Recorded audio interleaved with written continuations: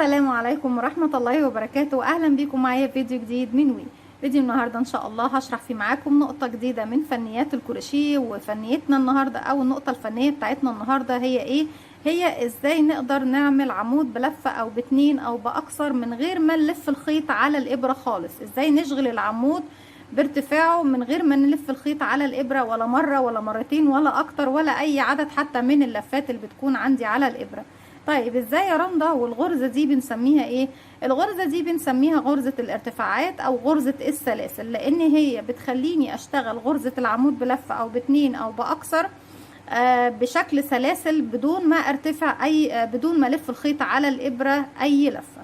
طيب تعالوا بقى نشوف احنا لما بنيجي نشتغل غرزة العمود بلفة بنشتغلها ازاي، وهوريكم الفرق بردك. ما انا لازم اشغل قدامكم سطر بغرزة العمود بلفة بشكل طبيعي اللي احنا عارفينه، وارجع تاني اوريكم الطريقة التانية اللي هي طبعا طريقة الارتفاعات او طريقة السلاسل او عمود السلاسل بشكل سهل وبسيط. هنستخدم مع بعض خيط من صوف متوسط السمك مع ابرة رقم 3.5 ملم. هنقول بسم الله الرحمن الرحيم. هنشتغل على اي عدد من السلاسل. هسيب مسافة من الخيط، هلف الخيط بالشكل دوت حلقة على الهواء. بجيب الخيط وبعمله بالشكل ده، ببرمه كده وبعمله حلقة على الهواء. هدخل داخل الحلقة دي، هلف الخيط وهخرج منها بعقدة بداية. طرف الخيط هشده وهقفل عقدة البداية الخاصة بيه. هنرتفع مجموعة من السلاسل، اي عدد من السلاسل اللي انت طبعا محتاجة تشتغل عليه عدد الغرز بتاعتك.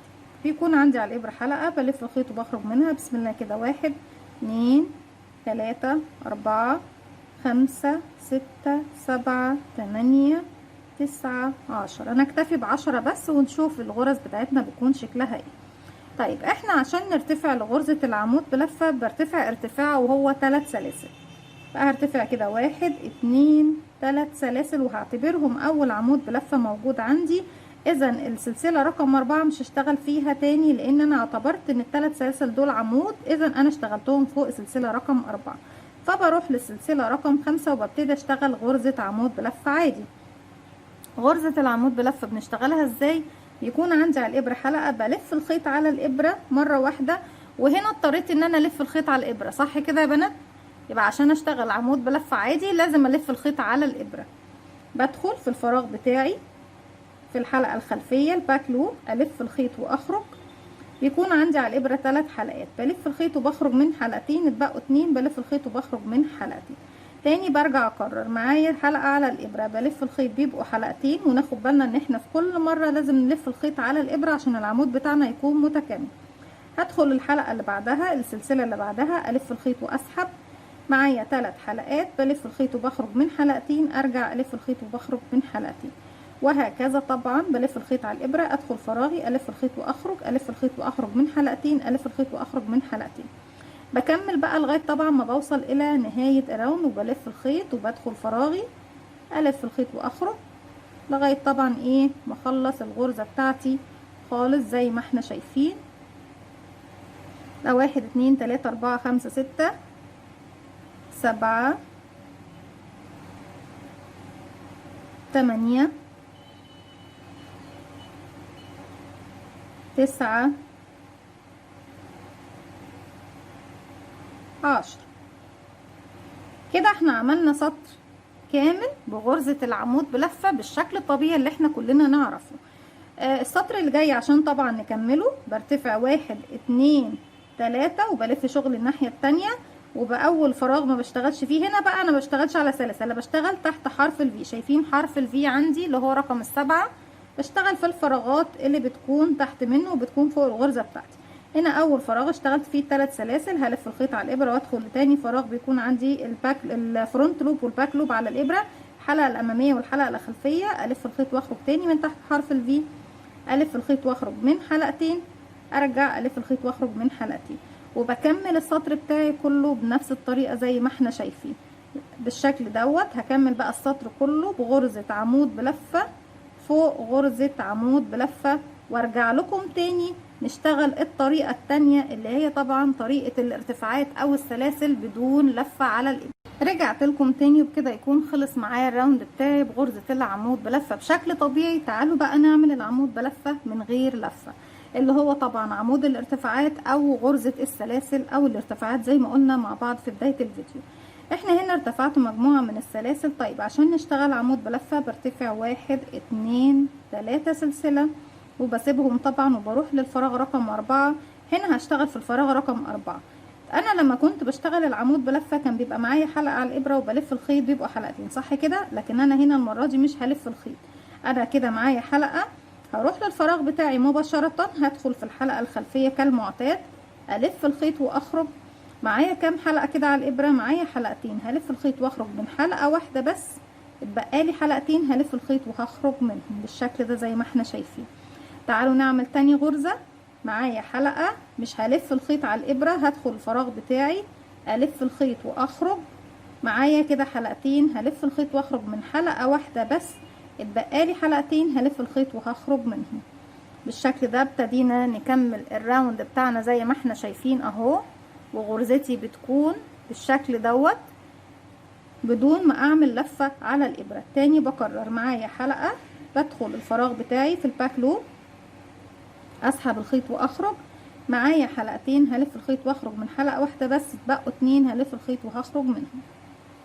بكرر، ما بلفش الخيط، لا، معايا حلقة، بدخل فراغي الف الخيط واخرج. معايا حلقتين، هلف الخيط واخرج منهم. معايا معايا هلف الخيط واخرج فعلا من واحدة، اتبقالي 2 هلف الخيط واخرج منهم. تاني بكرر. بصوا الغرزة بتبتدي تبان وشكلها بيكون حلو جدا وجميل في منتهى الجمال والروعة، وبدون ما نلف الخيط على الابرة. عندي حلقة، هدخل فراغي الف الخيط واخرج، بيبقى معايا حلقتين، الف الخيط واخرج من حلقة واحدة، اتبقى 2 تاني هلف الخيط واخرج منهم. وبكمل بقى الراوند بتاعي بنفس الطريقة، الف الخيط واخرج من حلقة، الف الخيط واخرج من حلقتين، ادخل فراغي من غير ما الف الخيط، الف الخيط واخرج، الف الخيط واخرج من حلقة، الف الخيط واخرج من حلقتين، لغاية طبعا ما بخلص الراوند بتاعي بنفس الطريقة السهلة البسيطة. وعشان نروح للراوند اللي بعده هوريكم دلوقتي هنروح ازاي. اديني بشتغل حتى بطريقة اسرع شوية عشان ما اطولش عليكم بالشكل ده. غرزة سهلة جدا وبسيطة. خلينا نشتغل الأعمدة بتاعتنا سواء بلفة أو بأكثر بطريقة سهلة ومن غير ما نعمل أي لفات على الإبرة. كده آخر واحدة بالشكل ده. كده بنكون خلصنا السطر بتاعنا كله. شايفين السطر بتاعنا الفرق بينها وبين غرزة العمود العادية بالشكل ده بيكون شكلها. عملنا طبعا الغرزة بتاعتنا بدون ارتفاعات، بدون لفة على الإبرة. طيب السطر اللي جاي يا رندا بنعمله ازاي؟ برتفع 1 2 3 وهلف شغلي الناحية التانية. اول فراغ عندي هنا طبعا ما بشتغلش فيه، بدخل تحت تاني فراغ تحت حرف الفي، وانا عندي طبعا الفراغ كله بيكون حرف في اهو، هدخل من تحته. معايا حلقتين الف الخيط واخرج، معايا حلقتين الف الخيط واخرج. تاني بكرر، بدخل في الفراغ اللي بعده الف الخيط واخرج، معايا حلقتين الف الخيط واخرج من حلقتين، الف الخيط واخرج من حلقتين، الف الخيط واخرج من حلقة واحدة بس، ارجع الف الخيط واخرج من حلقتين. تاني بكرر، معايا حلقة ما بلفش الخيط على الابرة، بدخل فراغي الف الخيط واخرج، معايا حلقتين هلف الخيط واخرج من حلقة واحدة بس، اتبقالي 2 هلف الخيط واخرج منهم. وبكمل بقى الراوند بتاعي بنفس الطريقة، ان بخرج في البداية من حلقة واحدة وارجع اخرج من حلقتين زي ما احنا شايفين بالشكل ده. وبكده طبعا بنرتفع كل السطور بتاعتنا بنفس الطريقة بغرزة الارتفاعات او السلاسل. طيب لو عايزة اعمل عمود ب2 لفة هتعملي ايه يا رندا؟ لو هتعملي عمود ب2 لفة نعتبر ان انا اشتغلت قاعدة باي غرزة عندك، وهنرتفع ارتفاع غرزة العمود ب2 لفة وهو 4 سلسلة، 1 2 3 4. هلف الشغل بتاعي الناحية التانية، اول فراغ مش بشتغل فيه خلاص اشتغلت فيه ال4 سلاسل، بردك مش هلف الخيط على الابرة. انا الاول كنت بلف 1 2 صح كده، لكن احنا مش بنلف الخيط على الابرة، بيكون معايا حلقة، هدخل فراغي هلف الخيط وهخرج بردك، معايا حلقتين هلف الخيط واخرج من حلقة، اتبقالي حلقتين هلف الخيط واخرج من حلقة، اتبقالي حلقتين هلف الخيط وهخرج منهم بالشكل ده. انا كده عملت العمود ب2 لفة بس بارتفاع السلاسل مش باللفات، يعني عمود ب2 لفة من غير لفة بارتفاع السلاسل زي ما احنا شايفين. تاني هكرر معاكم، معايا حلقة بدخل فراغي الف الخيط واخرج، معايا كده حلقتين هلف الخيط واخرج من حلقة واحدة بس، اتبقى لي حلقتين هلف الخيط واخرج من حلقة واحدة بس، اتبقى لي حلقتين. في المرة دي بقى هلف الخيط واخرج من الحلقتين بالشكل ده زي ما احنا شايفين اهو. بنبتدي نشتغل طبعا، وده شكل الغرزة بتاعتنا زي ما احنا شايفينها بالشكل ده، وممكن ترتفعي اكتر، او طبعا زي ما احنا شايفين ارتفاع يعني عمود بثلاث لفات، عمود باربع لفات، زي ما انت حابه. تاني بكرر، معايا حلقه بنزل في الفراغ بتاعي الف الخيط واخرج، معايا حلقتين هلف الخيط واخرج من حلقه واحده بس، اتبقى لي حلقتين هلف الخيط واخرج من حلقه واحده بس، اتبقى لي اتنين بقى المره دي هلف الخيط واخرج من تحتهم زي ما احنا شايفين. وبكمل الراوند بتاعي كله بنفس الطريقه زي ما احنا شايفين، على اساس ان احنا بنشتغل عمود باتنين لفة بس من غير اي لفة. بكمل واحدة بس، نلف الخيط ونخرج من حلقة واحدة بس، اتبقالك حلقتين بتلف الخيط وتخرجي منهم. تاني بكرر، معايا حلقة بدخل فراغي اسحب الخيط واخرج، معايا كده حلقتين هخرج من حلقة واحدة، ارجع حلقتين هخرج من حلقة واحدة، ارجع حلقتين هخرج من الحلقتين كده واحد اتنين. بصوا شكل الغرزة بيكون حلو جدا وجميل، بتديكي شكل السلاسل، وفي نفس الوقت بتبقي اشتغلتي العمود باتنين لفة بتاعك، او عمود بلفة او باكثر زي ما انتوا شايفين. دي كانت الفنية بتاعتي النهاردة، او الفيديو بتاع النهاردة، فكرة الارتفاعات او عمود الارتفاعات بدون لفة، او عمود السلاسل زي ما احنا شايفين.